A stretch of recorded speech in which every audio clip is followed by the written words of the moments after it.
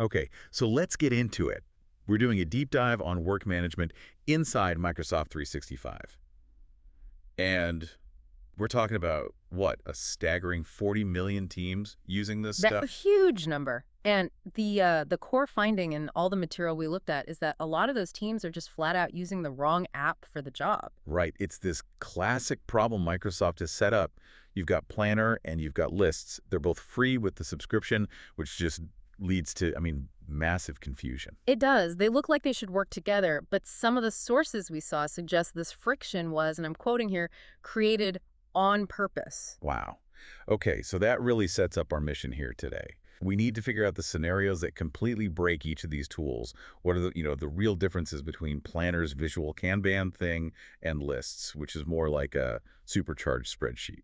And it really comes down to their core design. I mean, Planner is all about visual tracking. It's got those great Kanban boards, perfect for sprint planning, that kind of thing. And, crucially, it's the only one that hooks into Microsoft To Do. Exactly. It automatically syncs your assigned tasks to your personal list, which is a huge deal for a lot of people. It is, but this is where Lists starts to pull ahead in other areas. Yeah. Because it's not a task tracker, it's like a customizable database. Yeah, that's a good way to put it. You can add custom fields, all this complex metadata.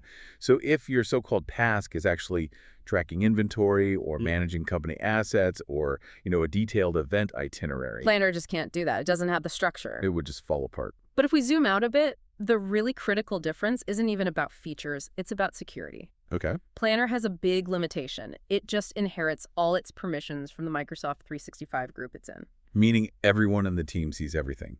No exceptions. Right. There is zero granular security. So for certain industries, regulated ones, That's immediately a no-go, a non-starter. it's a non-starter. Yeah. And this is where Lists is the absolute heavyweight. It's built on SharePoint. It uses SharePoint permissions, so you can control access right down to a single item, a single row. Which, as one source put it, is the line between being compliant and catastrophic. Exactly. Okay, but this is where the story gets really, really interesting.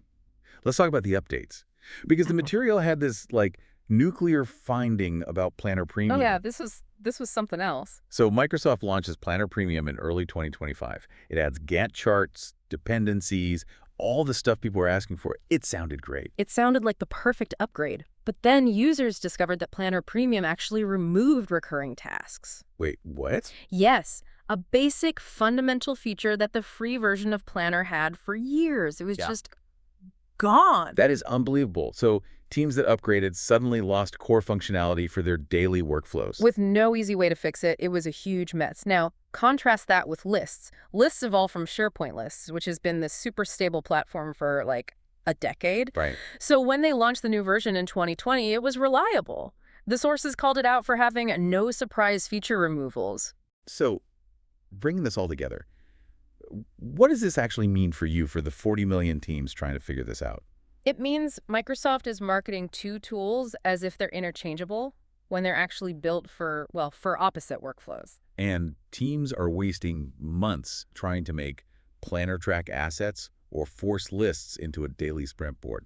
The bottom line is pretty simple, really. If you need visual tracking and that personal to-do integration, Planner is your tool, no question. But if you need to track customized data, complex information, or anything that requires tight item-level security, It has to be Lists. It's the uncontested champion for that. that makes so much more sense when you frame it by their breaking points. Yeah. But it leaves you with this one big question to think about.